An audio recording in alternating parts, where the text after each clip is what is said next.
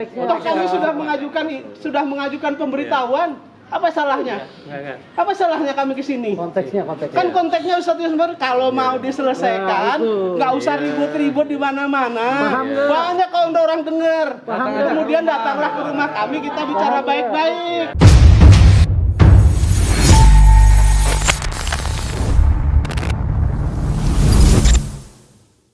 Bismillahirrahmanirrahim. Assalamualaikum warahmatullahi wabarakatuh. Kembali lagi bersama saya Khalid Al-Walid.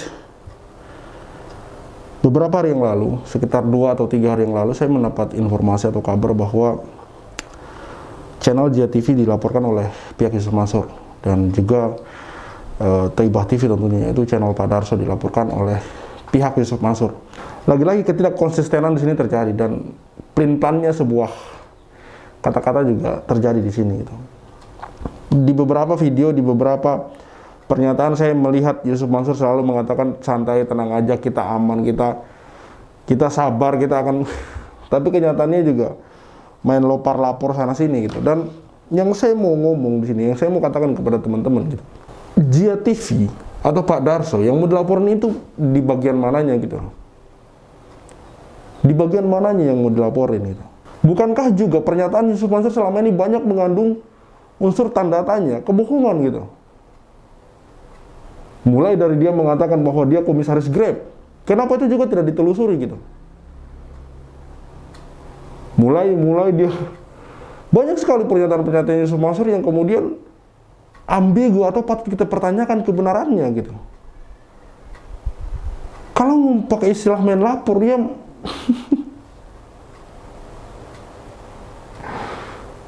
lalu bagaimana dengan nasib karyawan-karyawan yang atau investor yang sampai hari ini kemudian haknya tidak terpenuhi?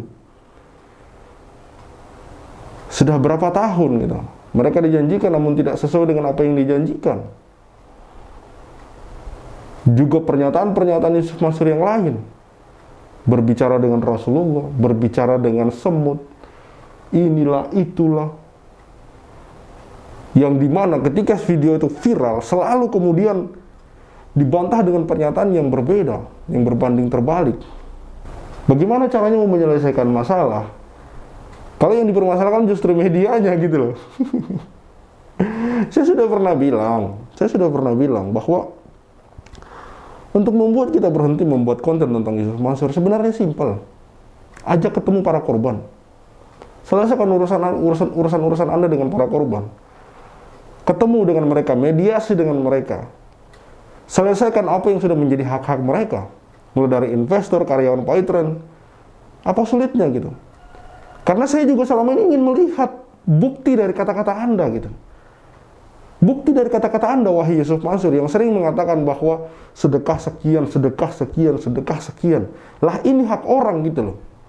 Hak orang, hak dari karyawan Paytren, kenapa Anda cicil? Katanya bayar pajak 200 juta per bulan. Katanya memberi AIU nggak usah takut gitu. Jeng, bung, bong. Kayak gitu kan bahasanya.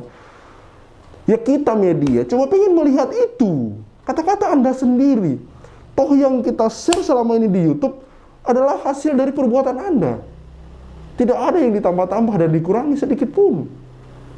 Kok menjadi masalah? Aneh dan terbalik hari ini gitu. Dunia hari ini aneh dan terbalik, teman-teman. Sebentar lagi saya akan tayangkan video penuturan dari Bang Jia TV, dan saya harap Bang Jia TV, admin dari Jia TV bisa bersabar, banyak-banyak bertawakal, kita saling support Bang. Dan jika kemudian Jia TV bermasalah hanya karena laporan tersebut yang saya lihat sangat tidak mendasar sekali masalahnya gitu, sangat tidak mendasar sekali masalahnya gitu, maka yakinlah bahwa kita akan lebih berusaha dan lebih gencar untuk membuka dan membongkar masalah-masalah ini lebih detail. Saya kasih tahu kepada teman-teman, ada masalah-masalah yang sampai hari ini masih kami tahan gitu.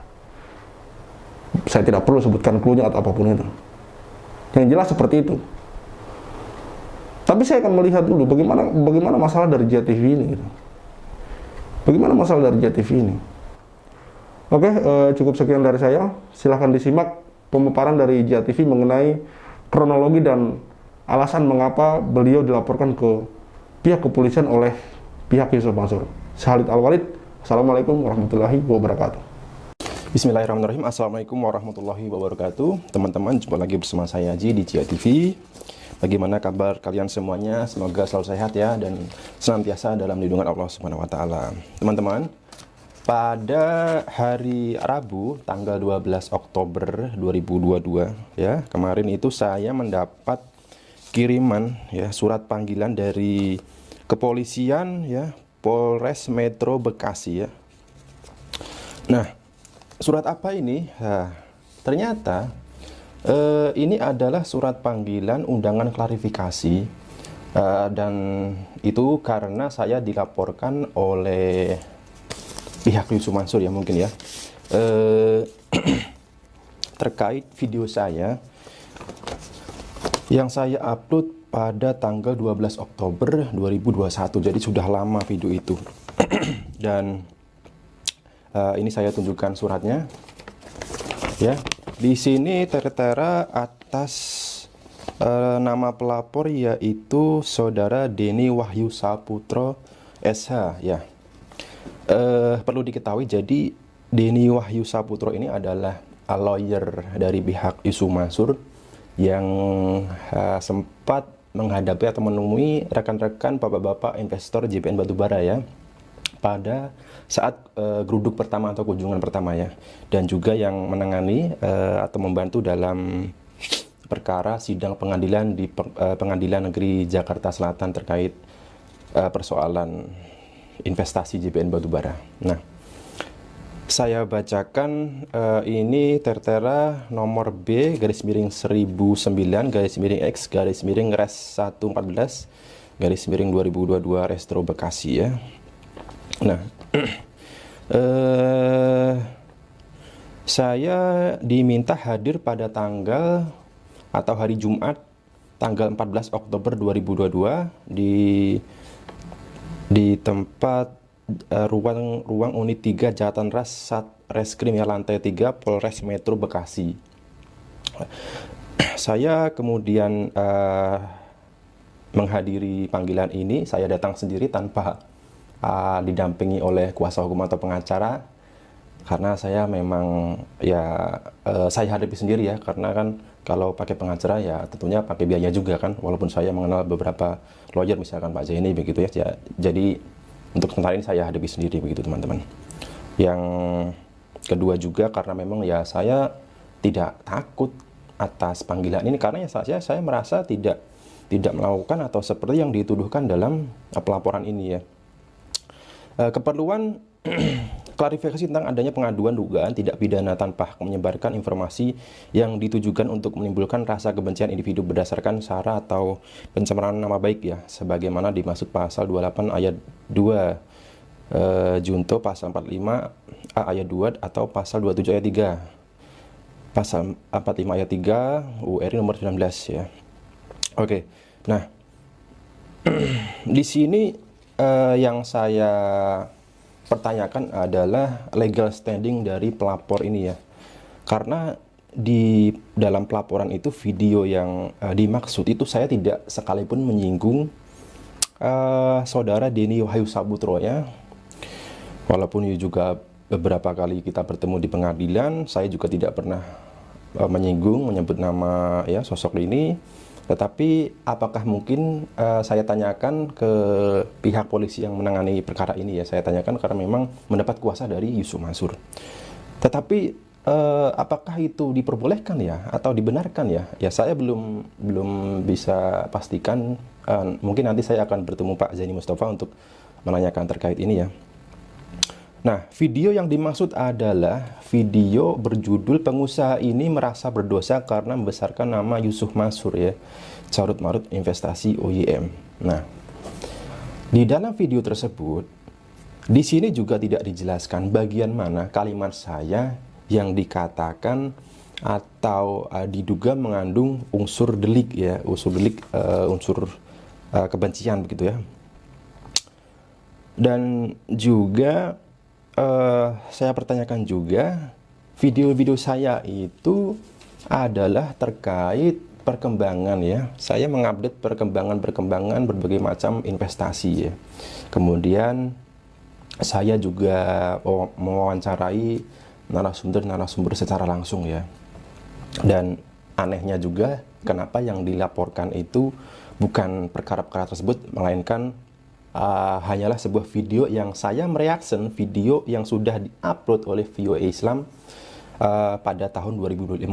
Dan ternyata saya baca juga pada berkas pelaporannya yang dilaporkan bukan hanya saya, tetapi juga Thoibah Channel, yakni milik Pak Darso dan juga VOA Islam. Nah, dari sekian banyak YouTuber ya yang membahas tentang Yusuf Mansur ya, kenapa saya yang dipanggil ya saya tidak tahu. Apakah mungkin channel saya Jia TV ini merupakan ancaman, ataukah mungkin saya membuat video ini ya bukan hanya sekedar opini ya, cuap-cuap saja, tetapi saya berani mencari narasumber secara langsung.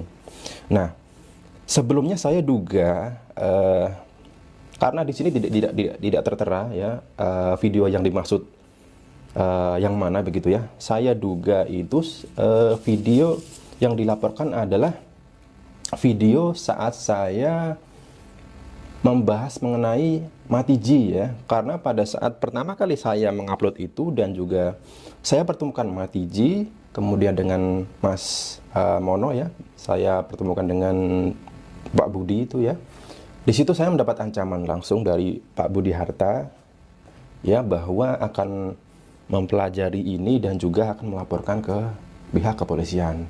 Nah, kalau memang itu yang dilaporkan, sebelumnya saya sudah mempersiapkan, karena sebelum saya menimpa Matiji itu saya tanyakan berkali-kali dan saya rekam. Saya ada videonya, ada rekaman suaranya. Saya pertanyakan berkali-kali, Pak Matiji apakah ada saksi, karena ini adalah menyangkut perkara serius juga gitu. Dan juga saya minta Pak Matiji beserta Ibu Haji Yeni itu menulis sebuah pernyataan tertulis bahwa apapun yang disampaikan oleh mereka itu tanpa ada paksaan siapapun, tanpa ada arahan dari siapapun, dan itu adalah benar-benar fakta tanpa ada kebohongan. Dan mereka pun bersedia untuk membuat surat pernyataan, yang menulis surat pernyataan dengan dibumbuhi tanda tangan di atas materai ya. Kalaupun memang itu yang dilaporkan juga, saya sudah menyiapkan beberapa bukti, yaitu saya sudah mencoba mengklarifikasi kepada Mas Mono sebelum video itu saya tayangkan lewat DM Instagram maupun WA yang tertera di Instagramnya. Kemudian saya juga sudah mengkonfirmasi kepada Pak Panji Sanjaya, produser dalam acara yang dimaksud. Oke, teman-teman. Nah, di sana ya pada tanggal 14 Oktober saya datang sendiri ya, memakai motor Beat kesayangan saya. Saya datang jam 1 ya, jam 1 siang. Sampai di sana itu karena macet sampai jam 3 sore sebelum memulai ya. Mungkin bisa dikatakan BAP ya. Saya sholat dulu berjamaah dengan polisi yang menangani perkara ini, dan ya suasananya biasa aja, santai saja. Saya menjawab pertanyaan-pertanyaan yang diajukan ya, dan beberapa pertanyaannya mungkin hanya bersifat formal saja ya. Jadi yang ditanyakan itu apa motif saya membuat video tersebut, di mana saya membuatnya. Ya saya katakan saya membuat video tersebut kan hanya untuk apa ya, mengomentari kritik yang sebelumnya disampaikan oleh Pak Buswardoyo kepada Yusuf Mansur. Dan juga video-video setelahnya pun juga saya berusaha menjadi media bagi orang-orang yang merasa dirugikan oleh pihak Yusuf Mansur ya, mereka-mereka yang menuntut haknya tetapi mengalami kebuntuan ya untuk menghubungi secara langsung ataupun mendapatkan keadilan ataupun apa yang menjadi hak-hak mereka ya. Dan juga saya sampaikan saya membuat video itu di rumah atasan saya Pak Sarif Hidayatullah di Depok ya. Dan ya hanya mungkin itu secara garis besar ya yang saya berikan jawaban kepada pihak polisi atau penyelidik mungkin ya dia katakan ya. Oke. Nah, anehnya juga di sana itu yang terkesan mencari-cari atau ya mencari kalimat-kalimat bagian mana saya yang mengatur unsur delik pidana itu justru polisi sendiri yang mencari, ya. Kenapa tidak disampaikan pada pelaporannya? Jadi bagian mana yang saya dianggap ya melanggar pidana begitu. Ya, itu teman-teman, saya juga tidak tahu ternyata saya itu sudah dilaporkan sejak hampir setahun yang lalu ya, sudah 9 bulan ya, karena dilaporkan itu pada tanggal 20 Januari ya, 20 Januari ya. Ya, 20 Januari sampai sekarang juga ternyata baru diproses ya. Oke, teman-teman. Jadi maksud saya begini, teman-teman ya. Kalaupun saya dianggap menyebarkan kebohongan atau sebuah video yang mengandung unsur kebencian, di sini saya perlu klarifikasi juga. Saya tidak sekalipun mungkin ya, saya menggunakan kata-kata yang kotor, menggunakan kata-kata yang mungkin tidak pantas ya. Sejauh ini saya hanyalah mengkritik misalkan saya mengkritik konsep sedekahnya, dan itu pun saya kan juga mengambil referensi, saya memanggil seorang ustadz, saya juga bandingkan dengan pendapat atau ceramah ustadz lainnya begitu. Dan juga ketika saya mengupdate perkembangan berbagai macam investasi, mulai dari tabung tanah, patungan usaha, JPN batubara, itu pun saya beserta narasumber, dan mereka pun pastinya juga sudah menyiapkan bukti-buktinya, teman-teman ya. Dan juga begini, teman-teman ya, jika dikatakan saya menyebarkan kebohongan begitu ya, sekarang kalau ya bandingan saja ya, kalau misalkan ya mengatakan ya bertemu malaikat kemudian memberi nasi padang ya tanpa memberikan bukti apapun, apakah itu bisa juga diragukan fakta atau tidaknya ya? Kemudian bertemu nabi di jok mobil, itu fakta tidak ya? Jangan-jangan itu juga kebohongan juga. Bagi-bagi uang 10 sampai 20 miliar per hari, kemudian mengaku menjadi komisaris Grab ya, dan itu pun tanpa bukti, bahkan dibantah oleh pihak Grab sendiri. Apakah itu bukan suatu kebohongan begitu, teman-teman ya? Oke. Ya, itu tadi teman-teman saya informasikan bahwasanya ternyata saya dilaporkan itu sudah sejak lama, dan intinya saya juga tidak mengetahui alasan ya pihak mereka atau Yusuf Mansur ini melaporkan saya, dan juga yang melapor juga bukan dari Yusuf Mansur sendiri, jadi melalui pengacaranya bernama Denny Wahyu Saputro ya. Dan ada sekian banyak youtuber ya yang mereka membahas Yusuf Mansur ya. Hanya saya dan juga Pak Darso tentunya yang disasar itu. Saya tidak tahu ya, apa mungkin karena ya saya dan Pak Darso ini ya dianggap mungkin ya orang yang berbahaya ya bagi mereka ya, karena saya berhasil menemukan ya orang-orang seperti ya Matiji ya, kemudian ya segala siapapun ya yang berhubungan dengan bisnis Yusuf Mansur. Dan juga video-video saya tidak membahas mengenai keburukan pribadi ya. Misalkan Yusuf Mansur itu dulunya sering minum-minum, Yusuf Mansur itu mungkin punya istri simpanan begitu kan. Saya tidak membahas itu, teman-teman. Saya membahas segala perkara ya, kasus per kasus ya, berbagai macam investasi yang berbeda, dan itu memang menyangkut Yusuf Mansur sendiri begitu. Kalaupun video saya kebanyakan Yusuf Mansur, oke, di negara kita kan negara demokrasi ya, jadi setiap orang berhak menyampaikan pendapat ataupun opini masing-masing ya. Dan juga YouTube itu masing-masing punya niche ya, punya topik pembahasan, dan kebetulan saat ini yang masih saya bahas adalah perkara-perkara bisnis Yusuf Mansur ya. Seperti saya update perkara JPN batubara, saya update perkara perselisihan perusahaan ya, Paytrend dengan karyawannya begitu, tabung tanah dan lain-lain, teman-teman. Jadi apa yang perlu ditakutkan begitu ya? Kalau misalkan mau melaporkan ya laporkan saja kasus-kasus itu begitu loh. mereka-mereka yang mempunyai bukti ya, yang mengaku dirugikan begitu. Bukan hanya sekedar video saya yang mereaksi dari video saya sebelumnya begitu. Ya. Oke teman-teman, sekali lagi itu tadi informasi yang bisa saya sampaikan, dan mungkin saya nanti akan berkonsultasi dengan Pak Zaini Mustafa terkait dengan pelaporan ini. Saya juga tidak tahu apakah selanjutnya saya masih ada agenda dipanggil lagi oleh dari pihak kepolisian. Saya juga tidak tahu. Tentunya jikapun itu nanti saya dipanggil kembali, saya sudah ya mempersiapkan diri saja untuk menghadapi perkara hukum ini. Teman-teman, sekali lagi doakan saya untuk tetap